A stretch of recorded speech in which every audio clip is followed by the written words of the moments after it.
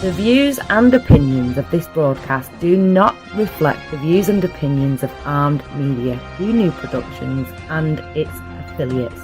Enjoy the show.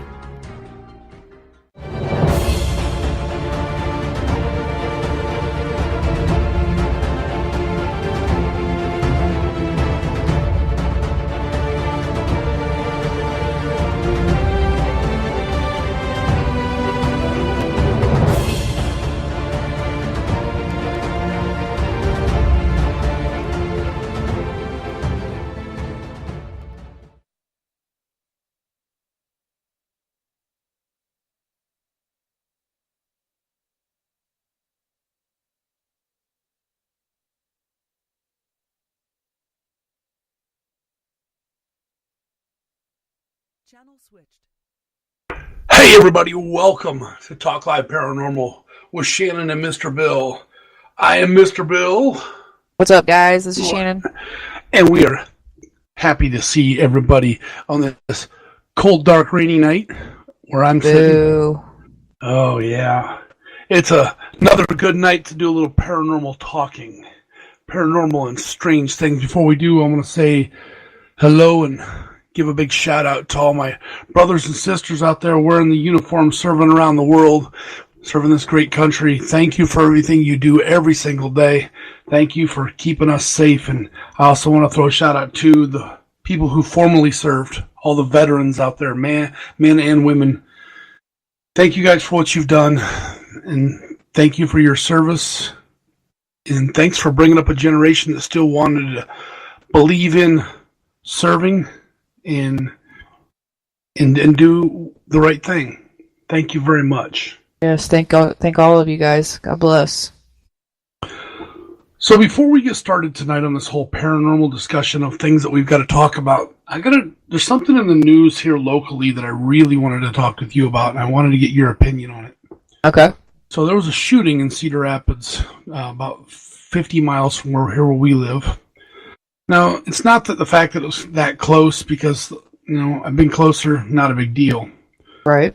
It was the fact that an 18-year-old, I think it was either one or two 18-year-olds were killed in that shooting. And it was gang-style shooting, what they're calling it. These two guys were sitting in a car, just bullshitting, at about 1:30 in the morning, and somebody rolled up and killed them both. Now, that's not something, unfortunately, that's unusual in this day and age. In this United States. What is unusual about it is they interviewed the one kid that passed away, and they interviewed his mom. And now I want to talk to you as being a mom, Shannon, because I want to know your opinion, what you would have done. So say your son, or let's say your daughter, walks up to you and says, "Mom, I know I'm not going to live. I know I'm not going to make it through this entire summer. I'm going to die at the hands of somebody else's bullet." What? He actually told her that. He wasn't good. Before the end of the summer, he was going to die from someone shooting him. He said that. And just 2 nights ago, he died. That made my hair stand up on my arms when you said that, when he told her that. So, now, as a mother, and I'm thinking me as a father, what would you do? Because there's a lot of consensus out there of I'd do this and I'd do that, and then people are trying to blame, they're just gangbangers and stuff, and nobody really knows what was going on. That's still being investigated. So far, they said that there was no drugs in the car. They were just sitting there talking. Right. But if your daughter or your son walked up to you and said, "Mom, I know school's out, but I know I'm not going to live through this summer because I know I'm going to get shot and I'm going to die," what would you do? I'm going to need a little more explanation. They wouldn't be leaving the house until I got figured out why. Well, and that was one of the things that was said. There was also several people that said, "Why the hell didn't you grab that kid, scoop him up, and go straight to the police and start asking more and more questions?" That too, but there's so much he said, she said stuff nowadays that I'm not gonna lie, most police departments would probably turn their head and look the other way. Yeah, true. Without any kind of physical proof or evidence that their child is being bullied or have been threatened. They won't do anything. So it's hard on whether or not you should go to the police now. And it's becoming more and more, and I keep seeing people talk about there's so much gun violence, and I'm going to agree with them. There is a lot of gun violence out there right now. There's a lot of nasty gun violence going on. Things that, are, I hate to say it, 100% preventable. Oh, I know. And I know you're an avid gun owner, and so am I. And I believe in the Second Amendment. I believe in the right to bear arms. I believe it was, it's there for a reason. But I start looking back going, you know what? A lot of this responsibility has to be put on these parents. And a lot of these responsibility has to be put on these so-called entertainers out there that are taking the stage and, at the Grammys and the whatever awards saying where they're all big and bad and talk, and they all think everybody needs, gun control. Now, I don't know about how you feel about it, but I'm not above where I'm not going to sit here on my whole high and mighty where I say, you know what? You don't need a background check. You just let them buy the guns. Let anybody buy them. I'm sorry. To me, I don't have a problem with a background check or a psychological check before someone gets a hold of a gun. I really don't. But there's more people out there that are sitting there looking at things going, well, yeah, we need this background check. We need that background check. Well, here's the thing. All these school shootings and everything have happened. The kids aren't the one getting the background check to see whether or not they can own the gun. They're getting the guns from their parents, or they're getting the guns from somewhere else. So that's not a big way to, that's not a foolproof plan. Yeah, it'll help out a little bit, but it's not a foolproof plan. If somebody wants to get a gun, they're going to get a gun. I mean, I can take you to a couple places where I know they don't do background checks, and you can get a gun if you got the money. I'd be okay with a little bit of gun control, but they need to quit focusing so much on the people who have went through each step to get certified to carry a firearm. Amen. And take the guns out of criminals first. Well, and and then I start looking at, and everybody starts talking about how, like that article or that person said the only reason there's a whole bunch of guns in like the state of Chicago and there's so many killings in Chicago is because people are coming in from other states with those guns. Really? So well, that should be any state. Well, but hold on. That's not. Yeah, you're right. It should be any state. But so you're saying that the people who are carrying the guns are coming into the state of Chicago, well, the state of Illinois, and causing all this problem, but yet there's no problem in the state they came from. I don't think that's the problem. Right. The problem is it's become such a normal anymore to allow gun violence. What happened to the old-fashioned run up and just pound on somebody physically? It's time for me and you to go one-on-one and end this, where you have to stand behind a barrel of behind the hand grip of a gun and pull a trigger to prove how big of a bad of a man you are. Well, there's a lot of parents out there that are raising sissies. It's the pussification of the United States of America is what it is. That's exactly what it is. And it's getting so, I just don't understand it. It's getting, things are so bad all over the place. If they're truly that bad and things are that sucky all over the place, then, what was it? I didn't want to say it was Nancy Pelosi or one of the other crackpots that say, if we take the guns away from the law-abiding people, the criminals will understand that they no longer need guns and they'll turn them in too. Yeah, no. No.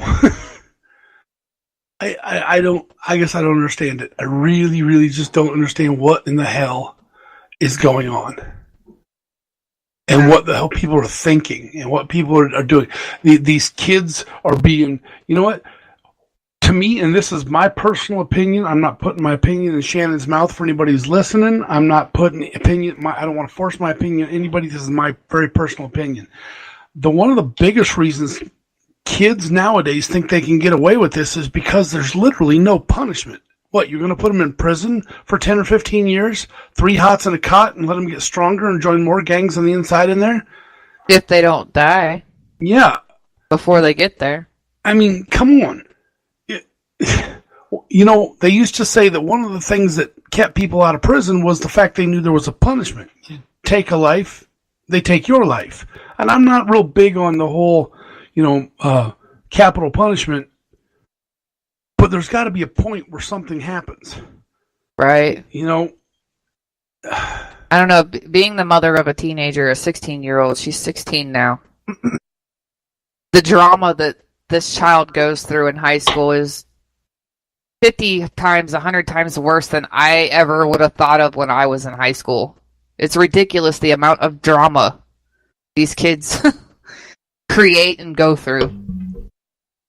I can't keep up with it. I mean, she will come home with a problem every day. Really every day something did not go right. Wow. And it's like, and I listen to her problems and I try to help her out the best way I can. But I've never been in any of those situations. And I mean, I grew up in a household with my father owned guns my whole entire life. But, we were raised right to where we didn't need that. It was a lot of fist fighting, pushy, shovey stuff, Yep.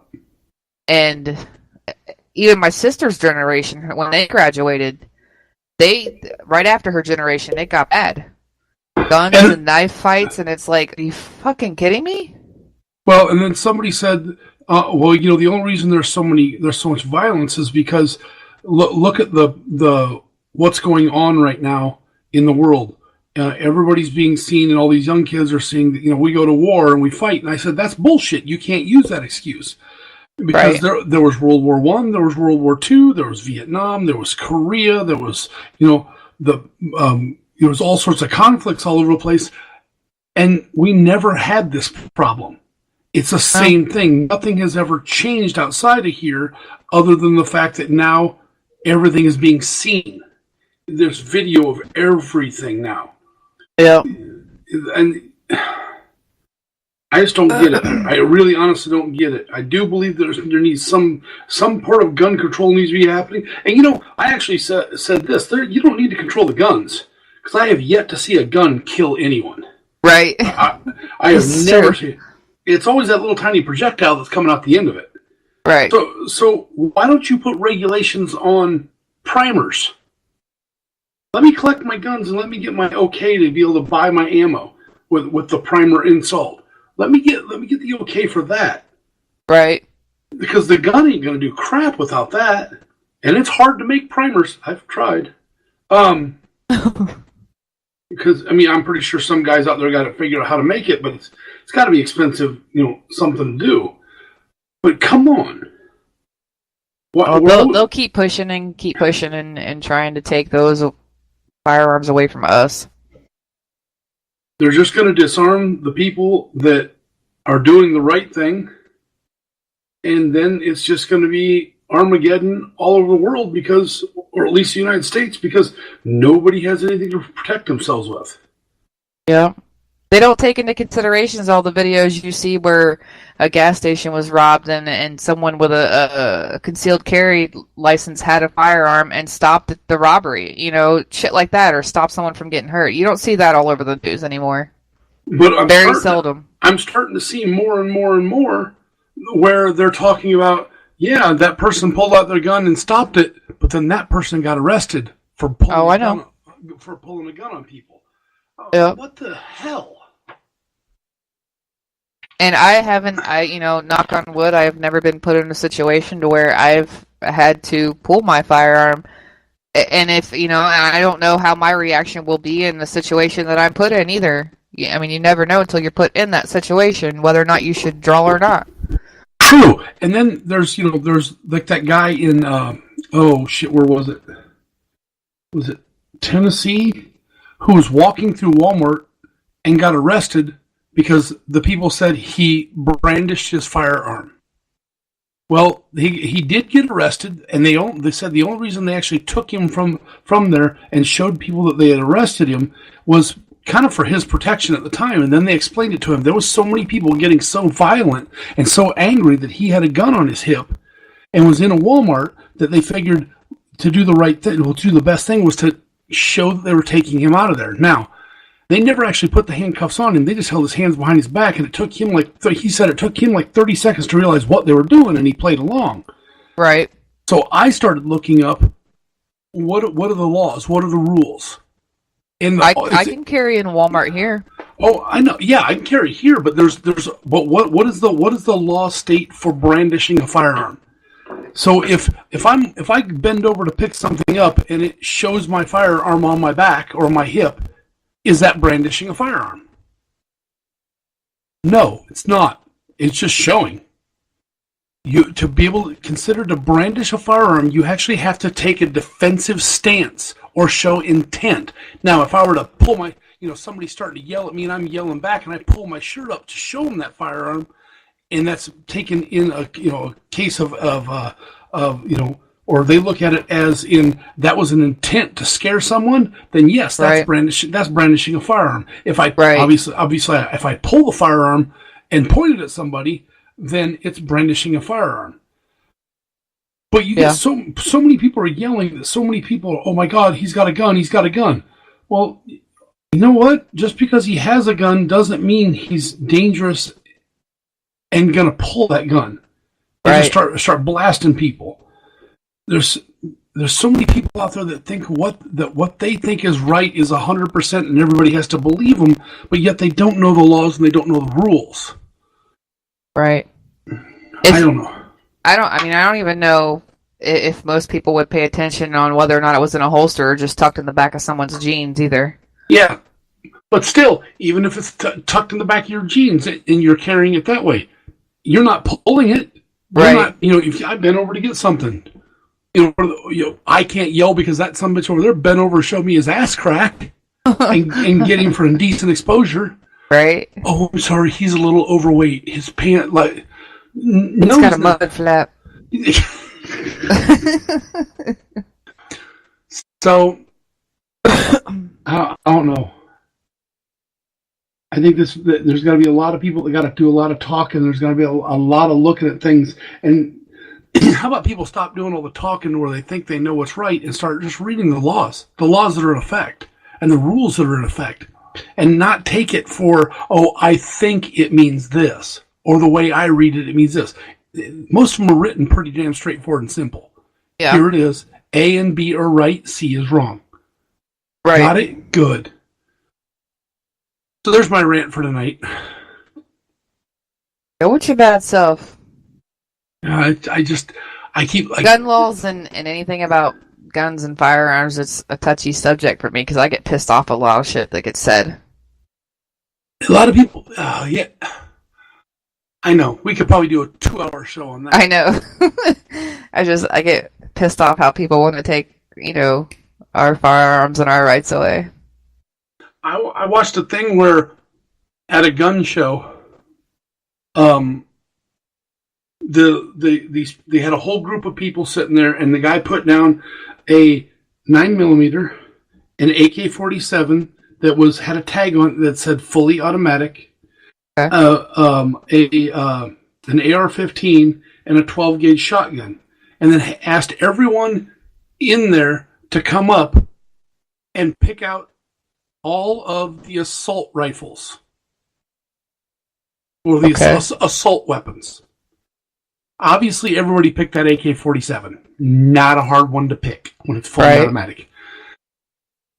But they only picked one other gun, and that was the AR-15.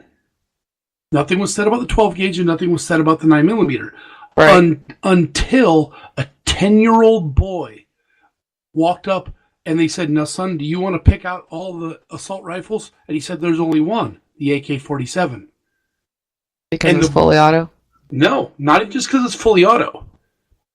He looked at it and he looked at the adults that were there, and I guess it was his mom was like, "You don't know what you're talking about." He goes, "No, let me finish. The shotgun is a single shot shotgun. Right. That's a hunting weapon. The 9mm is a pistol. She goes, yep, that's what that's what you can use for protection. He said, what's the difference between that pistol and that AR-15? Nothing. There's nothing. They both shoot pretty much the same caliber of rifle around. One's just smaller. One everyone knows as a cop gun. The other one everybody thinks is a assault rifle, and it's not. It's the exact same thing as that 9mm. And he explained it, and he went on through this whole video to explain it. And his mom actually took like 4 steps back, and everybody else was kind of like starting to question it. He was shooting them down on everything they were saying. A 9-year-old boy gets this. But the liberal-ass people out there in the world that think they know what the hell's going on don't think that 9-year-old boy should speak. You know what? It's a future generation, so everybody's got a voice. And I'd rather listen to him than his crackpot mom.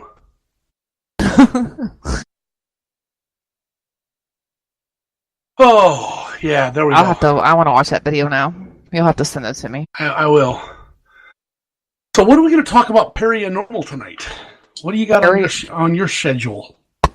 Well, I found that whole huge-ass website with all kinds of stuff we can talk about, but I was talking to you about this before we started the live here tonight, and I want to bring it up on the air, too, because if somebody else is playing this game,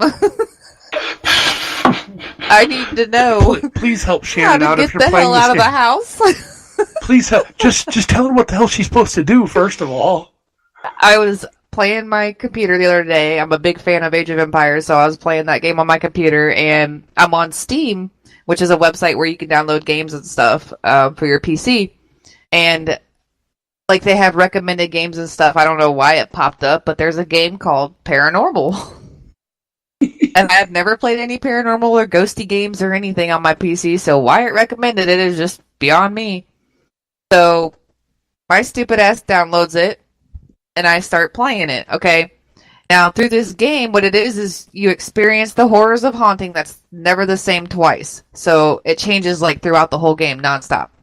And it's kind of a 3D game, but you are playing a male character who is an artist, and his house is haunted. And the whole view for the whole game is through a camera. He decides to set up cameras everywhere, and every move he makes, he's got a camera. So that's this whole entire game, okay? And I was telling you about it before we started, and you're like, so what's the cemetery like? I was like, I don't know. I've never been out of the house. So did you sleep on the bed? Yeah, you have to sleep, and then you wake back up and stuff like that. But I've only been in the attic, the second floor where his room is, and the main floor on the bottom, the living room, the kitchen, and stuff in the garage. That's all I've been. I've never made it out of the house. I played this game for almost 3 hours. 3 hours of just walking around this house, hearing bumps, stuff being moved around, catching stuff every once in a while on camera, but I was so intrigued, like I was in a real haunted location. And yes, I've never been out of the house. Now I kind of want to play it some more just to find out how to get out of the house into the cemetery you speak of. But I just had to throw that game out there because I thought it was weird. But it's called Paranormal. Well, there's got to be a doorway here somewhere to get out. It looks like the only doorway I see is in the kitchen. There's a front door. Well, you open it. It won't let me open it. Maybe if you go up to it. I'm going to have to do a Facebook Live, one episode of me playing this game, okay? Is your computer turned on? My other computer's on, yes. But yeah, seriously, I'll have to get this down packed and do a Facebook Live on our page one night. I'll do it while we're not on the air. I'll just do it for the hell of it, so people can watch me play this game. Maybe they can help me get outside. I don't know. But I just had to talk about that game briefly. But so if there's anybody out there, please help Shannon. Yes, get this game. It's called Paranormal, and tell me how to play it. Because I know how to walk around with a camera. I don't have a problem doing that. I did it for 3 hours. I've done it all night before. But yeah, I can't get out of the house. I don't know how to get out of the house. So, The one site that I was talking to you about, you couldn't get on the same spot that I was on, but there was a couple different ones you wanted to talk about. One of them was the 6 myths about ghosts, and then you had one.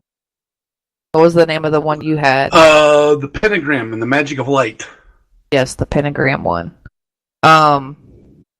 These articles are kind of long, so I don't know if you want to start, or if you want, I can start talking about the myths. Why don't you start? Okay, and then we'll go from there. That's a lot to read, but I'm gonna cut some of it short. I'm just a lot to read.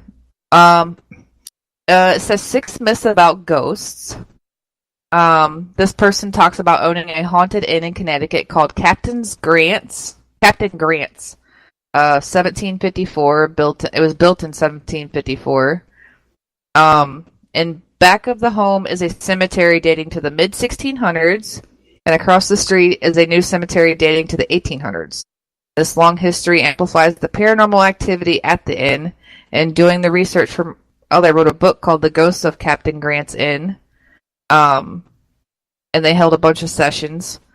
It says here what they've learned is somewhat different than many of the beliefs of the ghost hunters and guests that frequent the inn. Although many people may disagree with me, I decided to tell you what I have learned. You decide for yourself. Below are 5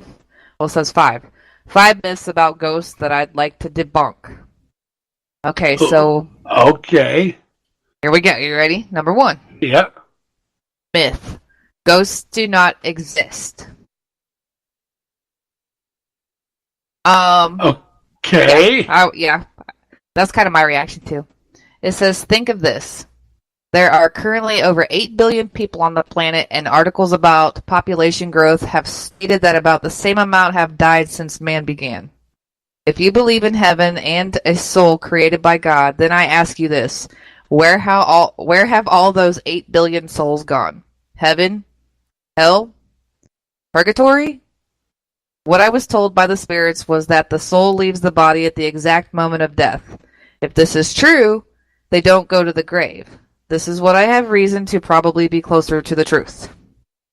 And then they talk about maybe some go to heaven.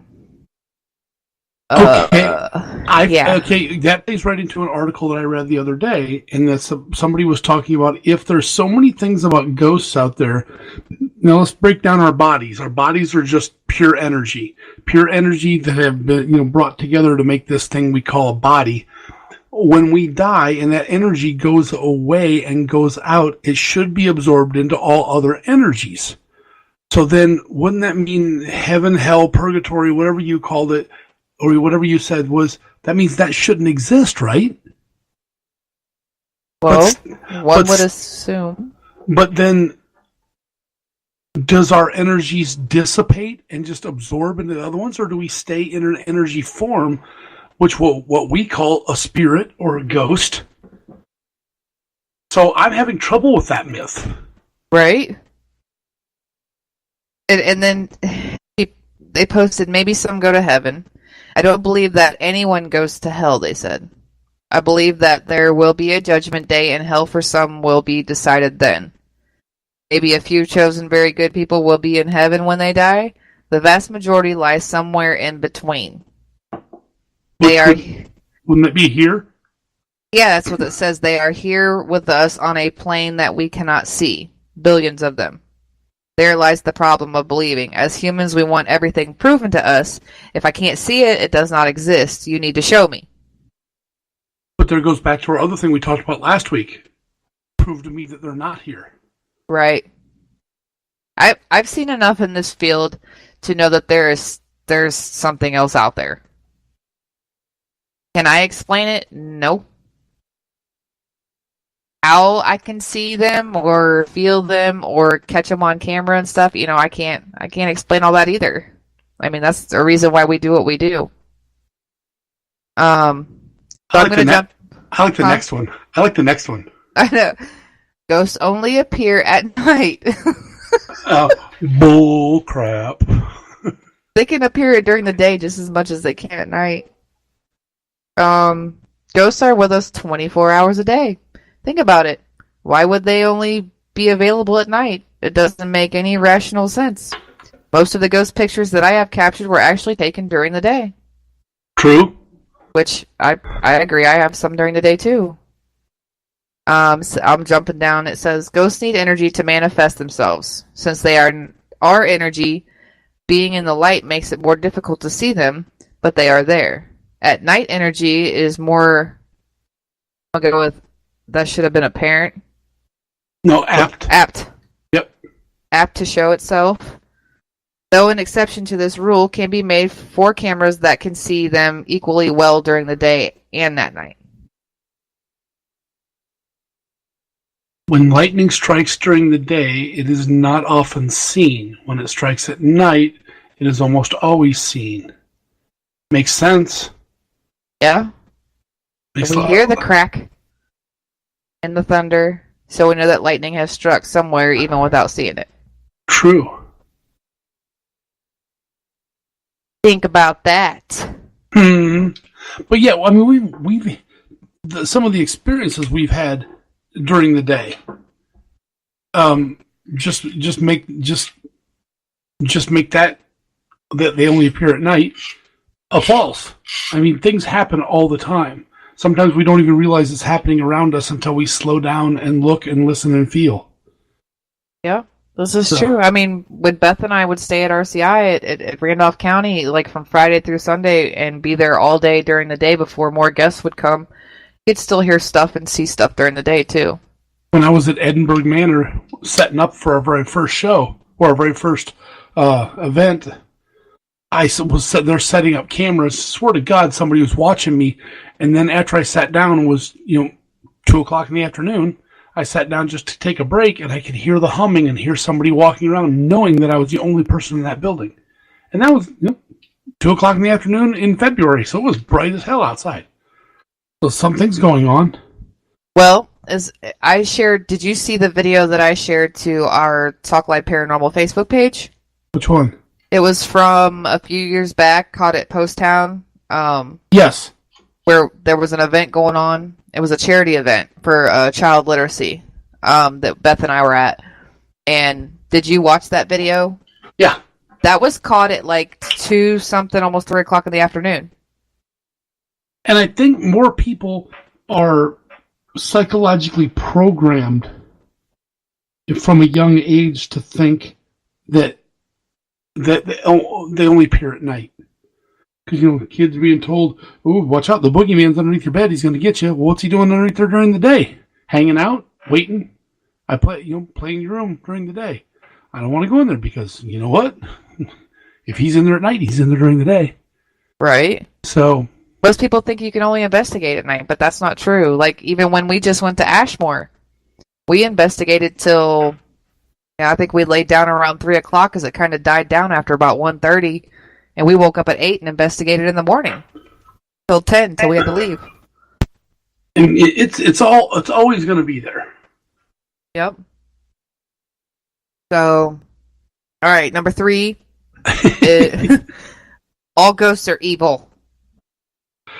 And this obviously, I guess it is a woman, because she says, "My husband and I have had several people leave the inn once learning it was haunted because of their belief that all spirits are evil.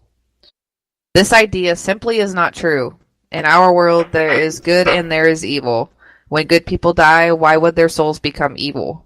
I believe that this is a distorted fact propagated by the teachings of fear in certain religions."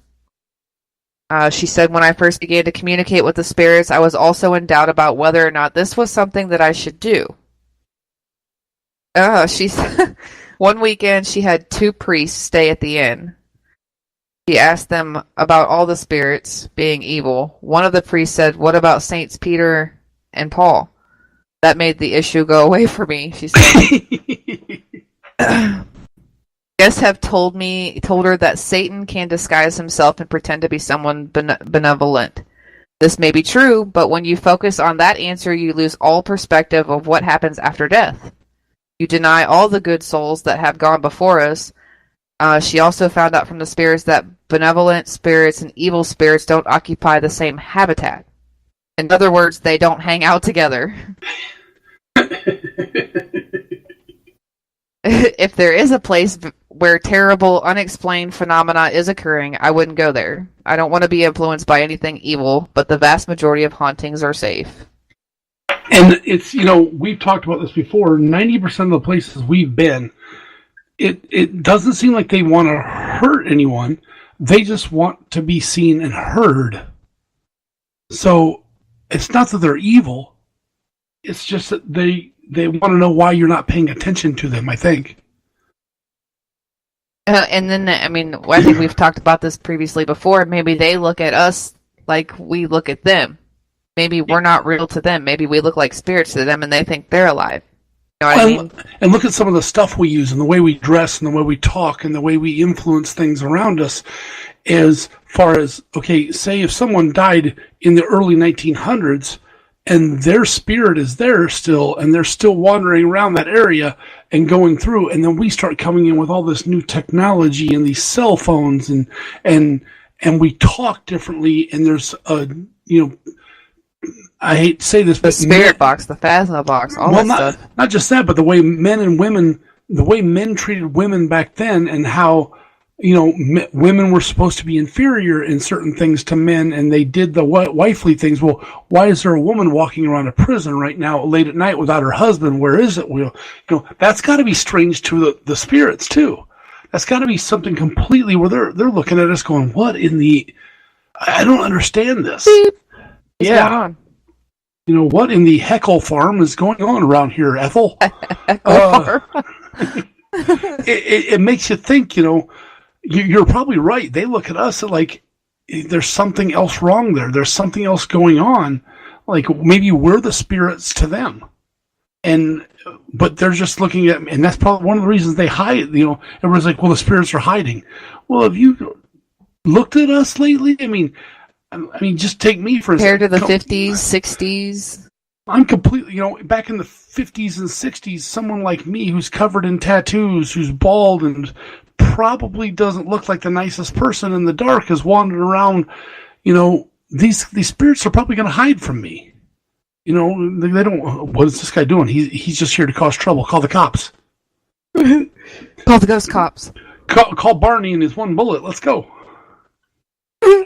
I like the next one. Only some places are haunted. Oh, the one after that is funny too. There has to be a tragedy that. Well, no, on both of those counts. Well, on the only some places are haunted, he says, to this I beg to differ. I take my rods everywhere that I go. That sounds dirty. And I have only been in one place where I was unable to contact a spirit. It happened to be a shop that sold paranormal paraphernalia. How ironic. She believed that spirits are everywhere. Most don't let themselves be known. Remember those 8 billion souls? They have to be somewhere. If you ask them to leave, more than likely they will go or they will become silent. If you talk to them, they will likely stay. I have found that they like to communicate with the living. That was a very short one. Yeah, it was short, but it's right straightforward and to the point. We've always talked about that. People talk about, well, my home is haunted. Well, when was your house built? Well, that's what we don't understand. My house was built 2 years ago, and I think it's haunted now. Okay, guess what? Your house may have been haunted, but did you check out before you started calling everybody? Yeah, did you check out the property and the history of the land?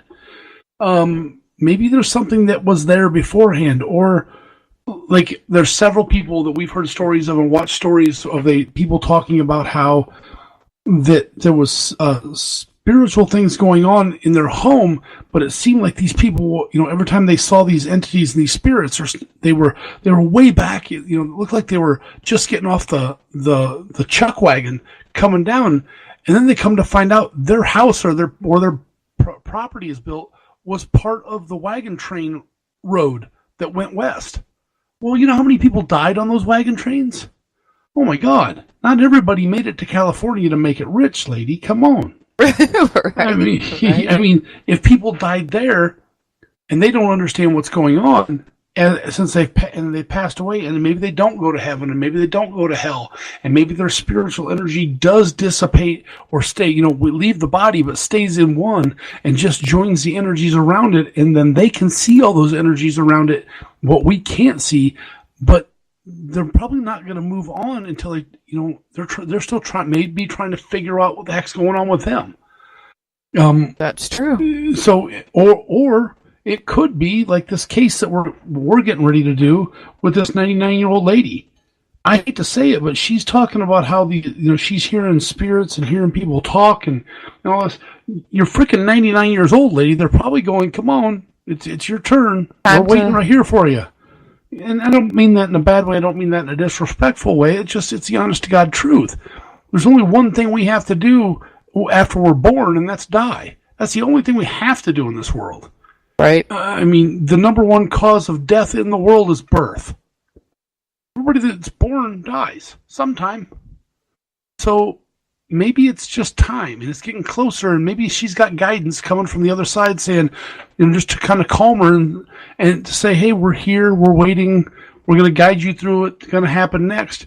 But these guys are letting themselves be known even more, and that's freaking her out because she ain't ready. She wasn't ready for somebody else to come over and talk to her and say, "Hey, I'm right here for you. When you come over, we'll talk." So it's true. Maybe that's why some people pass peacefully. Yeah, they just go to sleep from old age. Yeah, I don't know. It's hard to say on that one, but I could see that. Especially being in the field that we're in, I could totally see that, like her being that age and people, spirits reaching out to her. I could see that. As she said, her husband's already gone. Well, maybe he's waiting. Maybe he's just sitting over there going, "Okay, I'll wait right here for her. I love her that much. I'm just gonna hold up here until she gets ready to come over, and then we can go wherever waiting on a park bench." Yep, there he goes. He's waiting on a woman. Waiting on a woman. All right, let's get this last one done so we can get into yours. There has to be a tragedy to have a haunting. She says she is asked quite often if someone died in the Captain Grant's Inn. Yeah. I just straight went retarded. The position. In the supposition beginning you from sure that's not space suspicion? The suspicion beginning that there is a reason that the home was haunted. To tell them that prior to 1950s, many people died at the home, and they were laid out in the home's parlor rather than at a funeral home. That's because that's what they did back then, folks. That was called a wake. They sat in their home with people. Read the parentheses, though, because that's kind of interesting. This is the reason that the parlor room became less popular and the name living room became more I didn't know that. I know. I was like reading it as you were I was like, what? So I'm going to read that again without all the pauses. We're going to go all the way back. I tell them that prior to 1950s, many people died at home, and they were laid out in the home's parlor rather than the funeral home. This is the reasons that the name parlor room became less popular and the name living room became more popular. So this could mean that all of our homes prior to the 1950s that hosted wakes, there it is, or where someone died would be haunted. There's no reason to know if this is true or not. A murder taking place in a particular location is said to be another cause of a haunting. That's if the person murdered. That's if the victim decided to stick around. True, but that doesn't necessarily mean that I guess it goes right back to what you said. If they died and they decided and it wasn't where they were supposed to be. They may have moved on. That doesn't mean that place is going to be haunted just because somebody was murdered there. Right. They could have went back to be home with a loved one. True. My wife and I know that we've got a spirit of at least one spirit, if not more, in this house. We know that several people have passed away in this house. Yeah. We know that People pass away. I mean, again, people pass away every day. It's a part of life. But do I believe that that person is the one that stuck around here? Well, we actually had to do some digging on our own home and try to find out more and more about it. So we know that way back in the day, our house was built in the early 18. It was either late 1920s or early 1930s. And they used to run bootlegged guns and whiskey through this house. This place, they used to do all sorts of things in this house. It's one of the reasons we bought it. Is the last lady who passed away here, which would have been the grandma of the lady who we bought it from? If she passed away, is she still here? I don't know. Could it be anybody else? Could it be somebody else? There's an unsolved murder less than 10 miles from this house. Maybe that's that person. Maybe it's because they know what we do outside of here by going on they're these trying hunts. to reach out because they know they can probably communicate with you. And maybe they're trying, just really honestly trying to say, hey, I want to solve this. I want you to solve my murder. We don't know.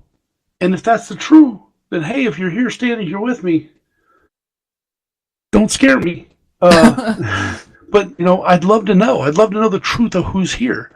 But I also don't hunt my own home because I don't want to try to bring anything in that shouldn't be here. Right. So I agree there. I like that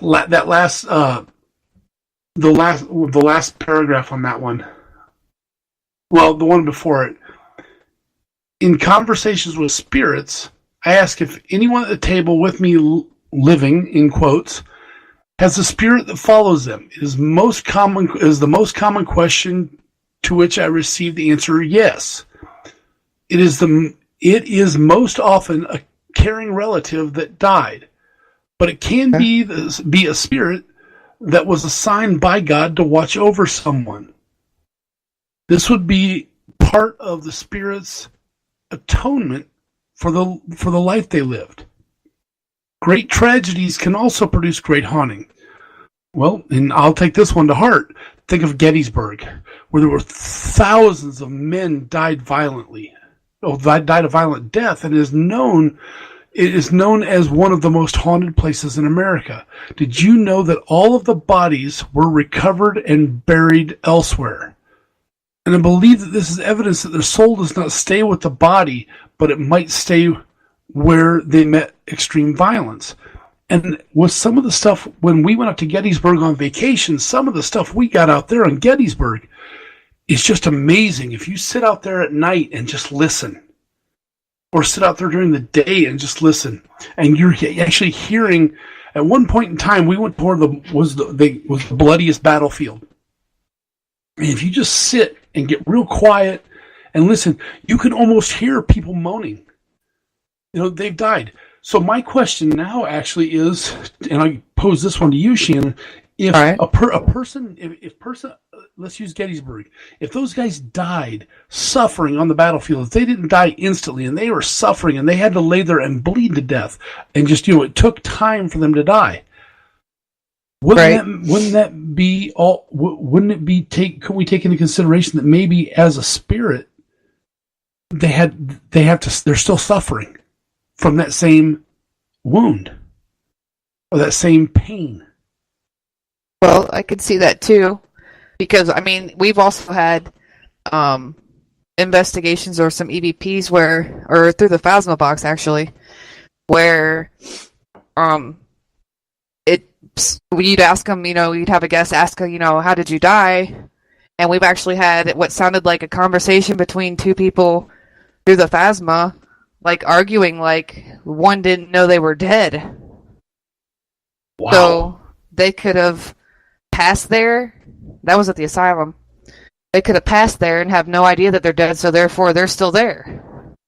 So I can see them still being in that field even though their body was moved. Yeah. That is, I never looked at it that way, because what's the first thing they do as a murder scene? They remove the bodies. But everybody says that place stays haunted. They know it's the haunting of that person that died. Well, do they not know they're dead? What happens if we tell them they're dead? What happens if we a discussion and we, in the most polite way we can, start talking to them and saying, I'm sorry, but I know you've passed away and your body has been taken, but you died.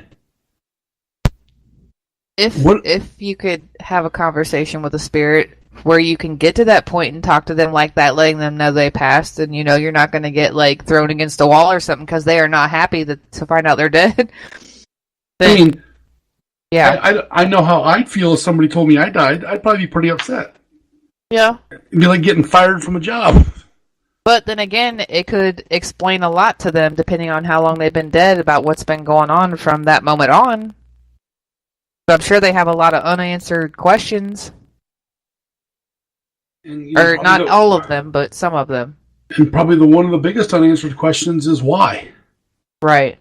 Why did I have to die? Why did I die? Where especially a murder victim. You think of people that went off to war. I knew that when I went to Desert Storm, there was a possible chance.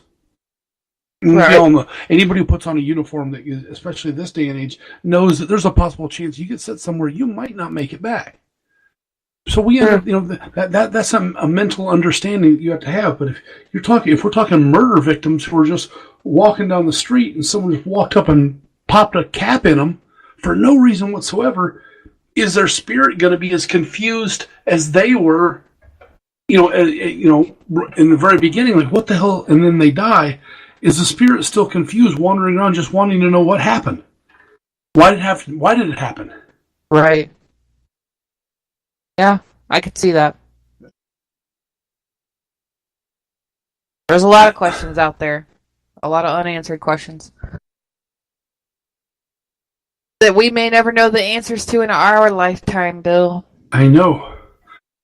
That's what keeps it interesting, though. Now, the very last question on there, or myth on there, is you have to believe in order to have a paranormal experience.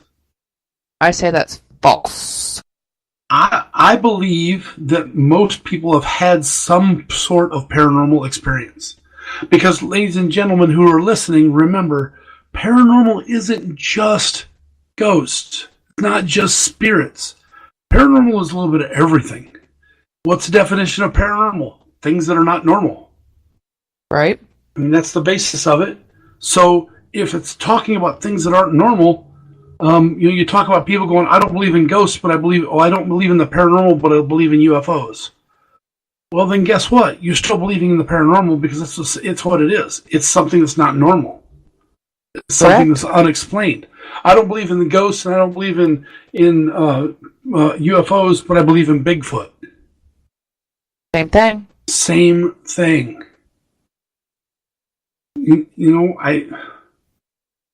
It's just that there's a lot. There's like we were saying, there's all sorts of questions that we're probably never going to know the answers to. We're never going to know the answers throughout our lifetime. Yep. And maybe, I hate to say it, we may have to die to know the answers. Which scares me because technically I've already been dead once. Yeah. So, it is weird to think about that there's paranormal stuff out there that we can't explain, that we try all the time to explain, and then we get that question, people always ask, well, I don't believe in it, you got to prove to me they exist. Well, that's why like I said, we've started using the adage now, I want you to prove to me they don't exist. And They can't, and nobody can. Well, we don't see them. Just because that doesn't mean they're not there. I don't believe in taxes, but I still got to pay the damn things. Right? I mean, come on. I don't know. This one was a good one. This one, all these different things kind of leave more questions wide open than they almost do answers. But they do. There is a lot about it. Ghosts only appear at night. That thunder thing really makes sense, especially if they're energy. If spirits and stuff are just energy, then yeah, we don't see the lightning during the day hardly at all. But we know it's there because we hear it. Yeah. Well, if you're walking through a building and you hear something, and you know it's not the door, and you know it's not the dog because the dog's sound asleep, and you know it's You're not the only other person there. Yeah. Then what was it? Please tell me what was it. Please tell me. I don't believe, so I'm not going to see or hear it. So, and you know what? You may not believe, but what's that? What's the new say? You know, there's a lot of people that we get calls on where there's issues going on in homes, and we take every one of them very seriously, and we look at them.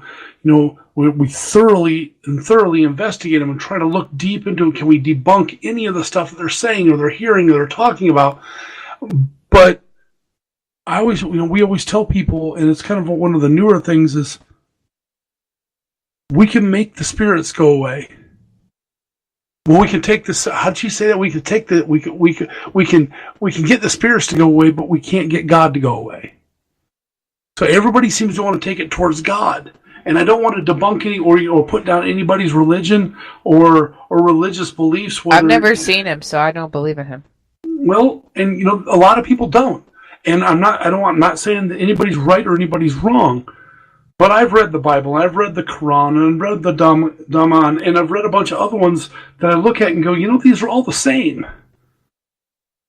And I'm having more and more trouble believing in one thing the more and more evidence we get, and the more and more I hear, and the more and more we spend time in, unfortunately, dark locations, because we obviously do this more at night than we do during the day.